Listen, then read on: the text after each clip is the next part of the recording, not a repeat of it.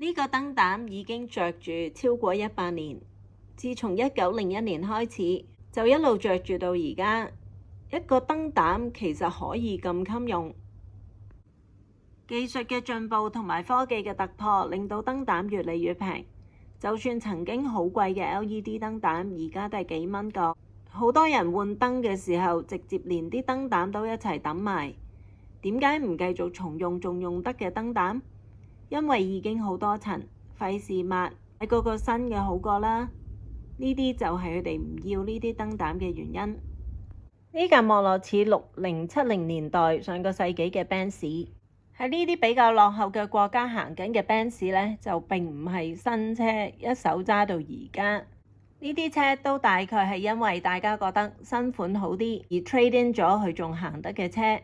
呢啲車已經係2手3手，運去之後仲要咁樣用法，都仲唔爛，仲行緊。喺咁惡劣嘅情況之下，應該冇咩零件供應。架車嘅用途已經超出佢原始設計嘅目的。就算係咁，呢啲車仲用得咁耐喎。呢啲車嘅主人將佢哋換咗去，咪純粹嘅就係一種浪費。傳統嘅4合院設計可以令幾代人住埋一齊，既可以慳到生活成本，但係又可以有自己嘅 privacy。呢個係客家人嘅土樓，土樓入邊可以有幾十甚至幾百間房。想像下，如果可以分享洗衣機、雪櫃呢啲咁嘅大型電器，咁係咪慳返各自有好多空間？行開行埋要返工或者要去旅行，小朋友或者寵物、老人家可以拜託鄰居幫你照顧。而家大家用緊好高昂嘅代價換返嚟嘅居住空間同埋環境，係咪真係好得咁緊要？喺1、2個世紀之前嘅大戶人家，佢哋都冇隨便抌嘢，因為佢哋用嘅物件係非常之有價值。而呢啲咁經典、設計同埋做工都咁好嘅物件，無啦啦點解要抌？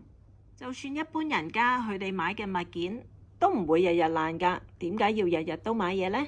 而家嘅家居用品真係天天新款，而且價錢又唔貴，行下街就會貪得意又買一套返屋企。由於屋企地方唔夠，就諗個理由，不如抌咗舊嗰套。如果不停去追求時尚、天天新款，過度追求儀式感，唔好話使多過揾，淨係揾幾多使幾多。一出咗糧就行街買嘢，碌卡碌卡。唔好話普通人家，就算大戶人家咁樣使錢法，一個江山都會敗完。當你冇欠債，只係身邊長期冇錢，都好難唔焦慮，心理上會好繃緊。因為如果萬一有咩意外，你真係冇嗰個預算去應付，咁樣係咪好容易後悔、愧疚感？唔應該買嗰樣嘢，去嗰次旅行，使嗰筆錢，食嗰餐飯，而對將來點樣交租、點樣交水電費、要俾錢搭車食飯，係咪好難對將來唔焦慮？好多人將現代消費模式歸咎於工業革命。由於當時開始有電力，工廠利用機器去大量生產一啲本身要一件一件用人手製作嘅產品，用人手一件一件做，當然個價錢係好貴，一般人係消費唔起。當工廠用機器幫手生產，就令到成本大大降低。但係當時嘅人仲未有亂咁買嘢呢個習慣，就算你賣得平，都未必可以令啲人攞佢嘅血汗錢出嚟買你嘅產品。所以商人就要用心理戰術，令大家覺得佢哋需要呢啲產品。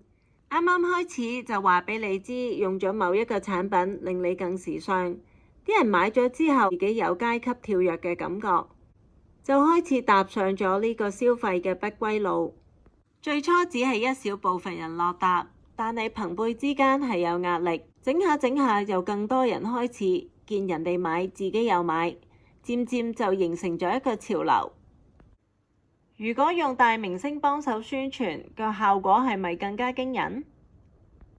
由於工廠不停生產，商人就要不停銷售，每一個潮流都唔可以停留太耐，一定要變得好快，所以每一個潮流嘅更替要變得越嚟越快。當大部分人嘅衣食住行都跟住潮流嘅時候，就令到小部分唔跟嘅人感覺自己勾勾地。商人就係最樂意見到消費者嘅呢種焦慮情緒。就係咁樣，商人成功將消費主義植入嗰一代人嘅思想入邊，當時嘅人就將呢啲消費習慣傳俾佢嘅下一代，仲要每一代都比上一代更加努力、更加極致咁去追求物質。而家呢個世界就係你有幾使得起錢，就決定你係咩階級嘅人。就算啲錢係借返嚟，只要你好花得起，你就係上等人。其次就係中產。如果你咩都買唔起，你就係社會最低層嘅人。喺香港，父母叫小朋友俾心機讀書，追求嘅唔係知識，而係一份好工。大部分人嘅目標都係物質層面嘅嘢。當成日要消費又冇咁多錢消費嘅時候，就難免要去借錢。債務將好多人推向深淵。雖然商家24小時用盡所有方法鼓勵你去消費，但係到最後決定要唔要消費嘅都係自己。雖然金融機構俾咗張 credit card 你，要唔要先使未來錢，決定嘅都係自己。每個人都需要物質去延續佢嘅生命。當你係物質嘅主人，你有嘅係生活。當你容許物質做你嘅主人，你嘅生活就變成生存。工業革命發生喺上一個九運至到一運之間，每一個運都係上一個運嘅延伸，每一個運都有佢嘅陷阱，同一時間亦都有佢嘅機遇。先唔好講你可唔可以捉得住呢啲機遇，只要你可以避過呢啲陷阱，已經唔簡單。要擺脫物質追逐嘅無限輪迴，唔係去改變呢個世界，而係改變自己。個方法就係變成 minimalist， 極度簡約嘅人。